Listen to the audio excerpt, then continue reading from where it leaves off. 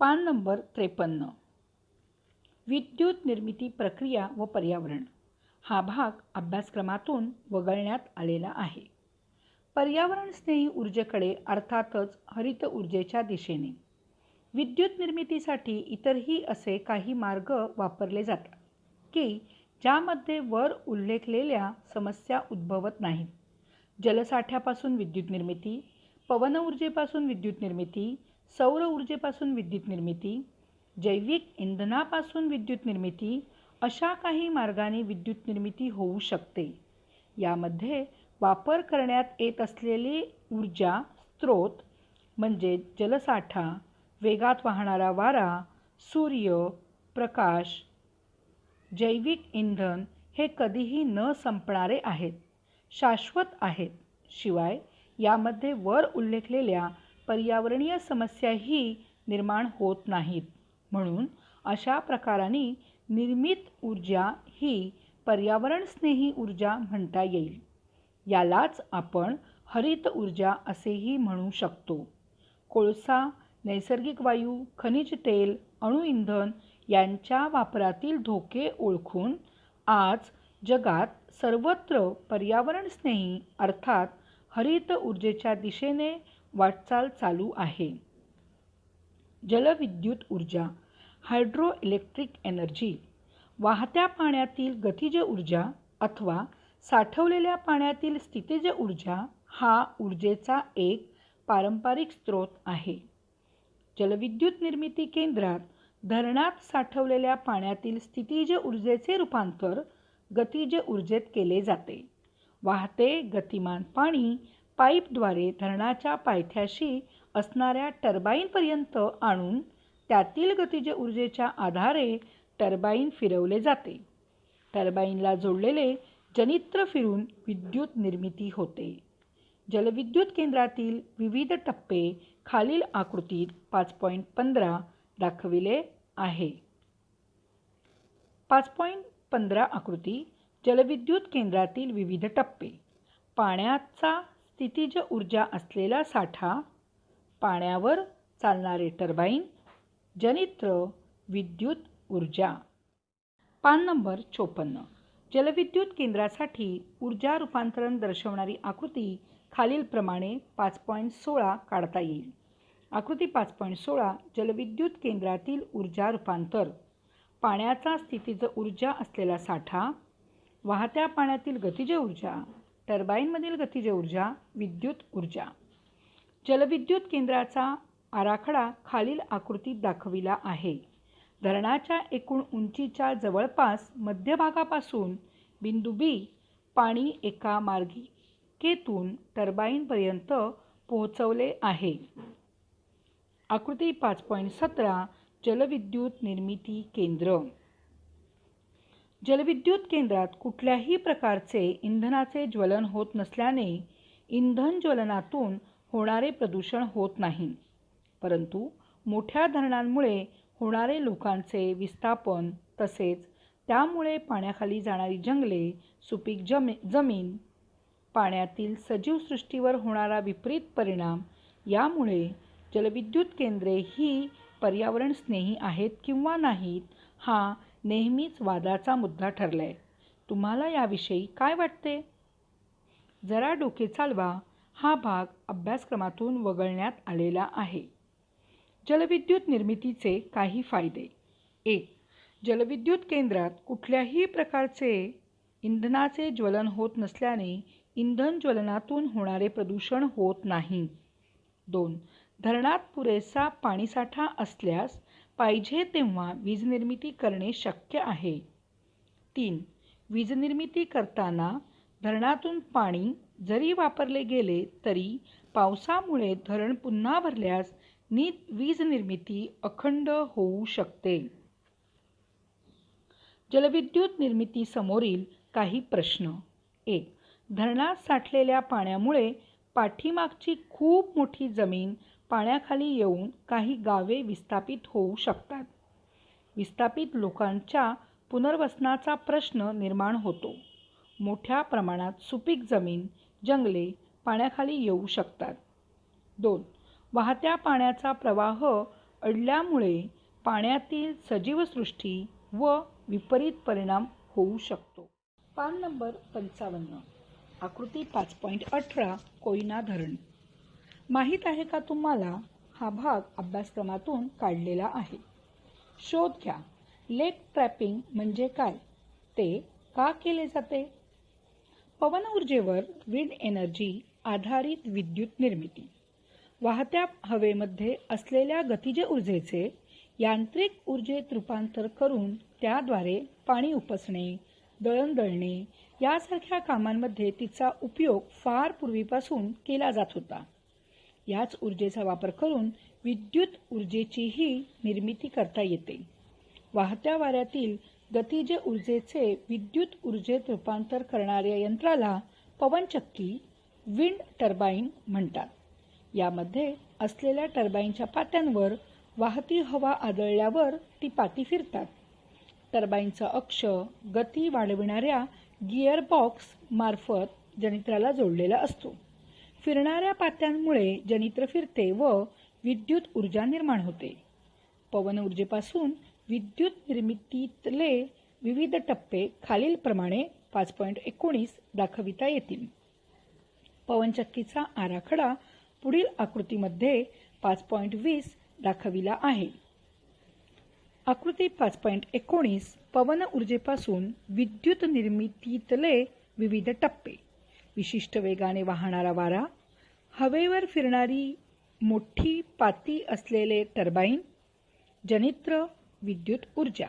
आकृती 5.20 पवन चक्कीचा आराखडा.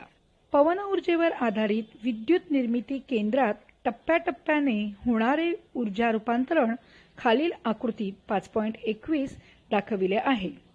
आकृती 5.21 पवन ऊर्जेवर आधारित विद्युत निर्मिती केंद्रातील ऊर्जा रूपांतर. वाहत्या वाऱ्यातील गतिज ऊर्जा, टर्बाईनमधील गतिज ऊर्जा, विद्युत ऊर्जा. अगदी 1 किलोवॅट पेक्षा कमी क्षमतेपासून तर 7 मेगावॅट 7000 किलोवॅट एवढ्या क्षमतेचे पवन निर्मिती यंत्र उपलब्ध आहेत.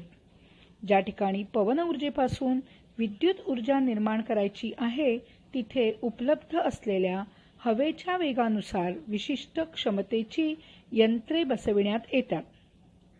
एखाद्या ठिकाणी पवन ऊर्जेपासून विद्युत निर्मितीसाठी आवश्यक वेगाची हवा उपलब्ध असेल का हे तेथील अनेक भौगोलिक गोष्टींवर अवलंबून असते. पान नंबर 56. सागर किनारी हवेचा वेग जास्त असल्याने तो परिसर पवन ऊर्जेपासून विद्युत ऊर्जा निर्मितीसाठी योग्य असतो. पवन ऊर्जा हा एक स्वच्छ ऊर्जा स्रोत आहे, परंतु पवनचक्कीच्या साहाय्याने विद्युत निर्मितीसाठी आवश्यक असलेली विशिष्ट वेगाची हवा सर्वत्र उपलब्ध नसते. त्यामुळे याचा उपयोग काहीसा मर्यादित आहे. आकृती 5.22 विविध क्षमतेच्या पवनचक्क्या तसेच माहिती मिळवा. हा भाग अभ्यासक्रमातून वगळलेला आहे. सौर ऊर्जेवर जे सोलार एनर्जी आधारित विद्युत केंद्र. सूर्यकिरणात असलेल्या प्रकाश ऊर्जेचा वापर करून 2 प्रकारे विद्युत ऊर्जा निर्माण करता येऊ शकते. 1. आपण वर अभ्यास केलेल्या प्रत्येक पद्धतीत कुठल्या तरी ऊर्जा स्रोताच्या साहाय्याने जनित्र फिरवून विद्युत चुंबकीय प्रवर्तनाच्या तत्वाचा उपयोग करून विद्युत ऊर्जेची निर्मिती केली जाते. परंतु सूर्यकिरणात असलेल्या ऊर्जेचा वापर करून जनित्र न वापरता सरळपणे विद्युत ऊर्जा निर्माण करता येऊ शकते.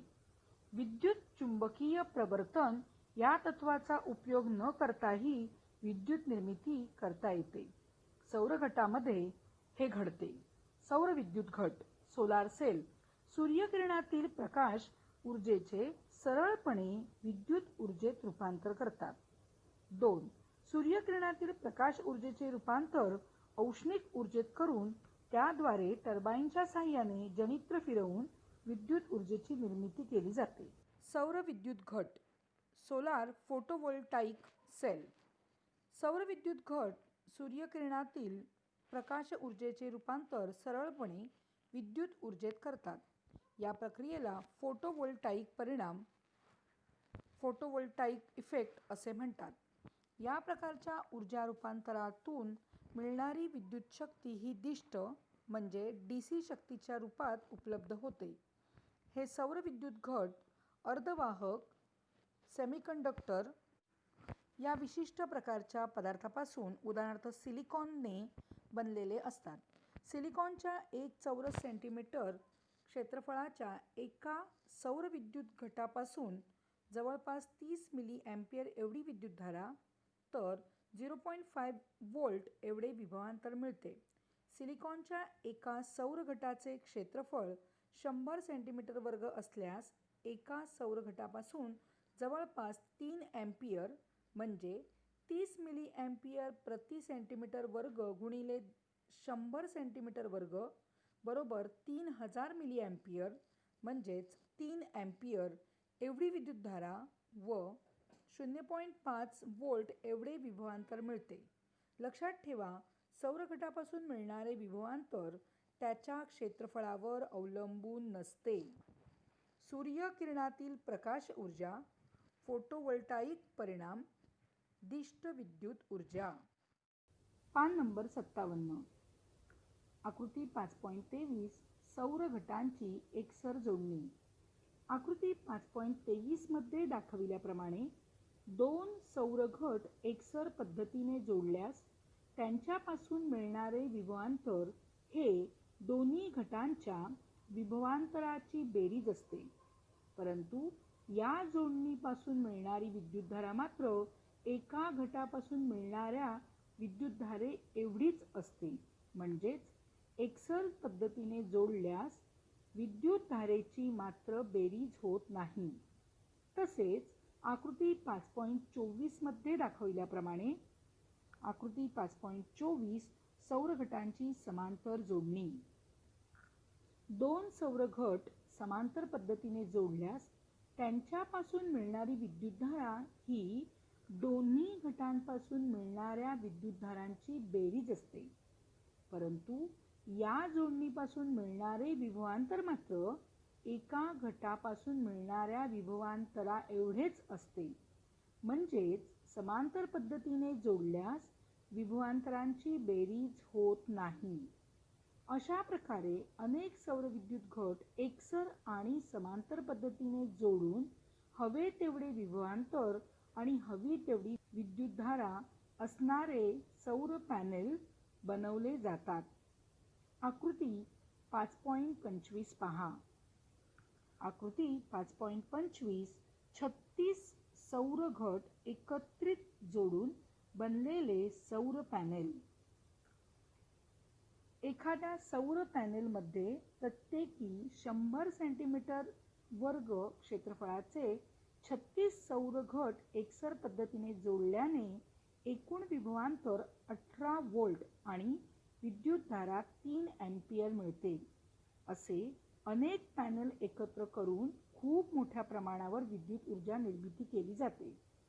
चांगल्या सौर विद्युत घटाची कार्यक्षमता जवळपास 15% एवढी असते. म्हणजेच एखाद्या सौर पॅनेलला सूर्यप्रकाशापासून 100 व्होल्ट प्रति सेंटीमीटर वर्ग एवढी प्रकाश शक्ती मिळत असेल तर त्या पॅनेलपासून मिळणारी विद्युत शक्ती 15 व्होल्ट एवढी असेल. असे अनेक सौर पॅनेल एकसर आणि समांतर रीतीने जोडून पाहिजे तेवढी विद्युतधारा आणि विभवांतर मिळवता येते. आकृती 5.26 मध्ये दाखविल्याप्रमाणे आकृती 5.26 सौर घट ते सौर ॲरे. सौर घट हा सौर विद्युत केंद्रातील मूळ घटक. अनेक सौर घट एकत्र येऊन सौर पॅनेल बनते. अनेक सौर पॅनेल एकसर पद्धतीने जोडून स्ट्रिंग बनते आणि अनेक स्ट्रिंग समांतर पद्धतीने जोडून सौर ॲरे बनतात.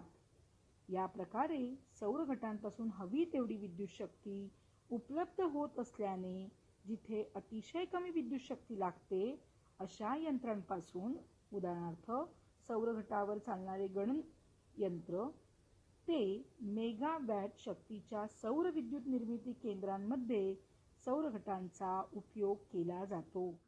पान क्रमांक 58. सौर घटापासून मिळणारी विद्युत शक्ती ही डिष्ट म्हणजे DC असल्याने जी विद्युत यंत्रे डिष्ट म्हणजे DC विद्युत शक्तीवर चालतात, जसे की लाईट एमिटिंग डायोड LED वर आधारित विजेचे दिवे, त्या ठिकाणी ही ऊर्जा सरळपणे वापरता येते. परंतु सौर घटापासून ऊर्जा फक्त सूर्यप्रकाश उपलब्ध असतानाच तयार होत असल्याने जर ही ऊर्जा इतर वेळी वापरायची असेल तर विद्युत घटामध्ये बॅटरी ती साठवून ठेवावी लागते. परंतु आपल्या घरगुती तसेच औद्योगिक वापरात असलेली बहुतेक उपकरणे ही प्रत्यावर्ती म्हणजे AC विद्युत शक्तीवर चालत असल्याने अशा वेळी सौर घटाद्वारे निर्मित व बॅटरीमध्ये साठवलेल्या विद्युत ऊर्जेचे रूपांतर इन्व्हर्टर या इलेक्ट्रॉनिक यंत्रणेद्वारे प्रत्यावर्ती AC विद्युत शक्तीमध्ये करावे लागते. आकृती 5.27. आकृती 5.27 सौर घटाद्वारे निर्मित विद्युत ऊर्जा इन्व्हर्टरमार्फत AC शक्तीत रूपांतरित करणे. सौर घट, विद्युत घट, इन्व्हर्टर, AC वर चालणारे विद्युत उपकरण.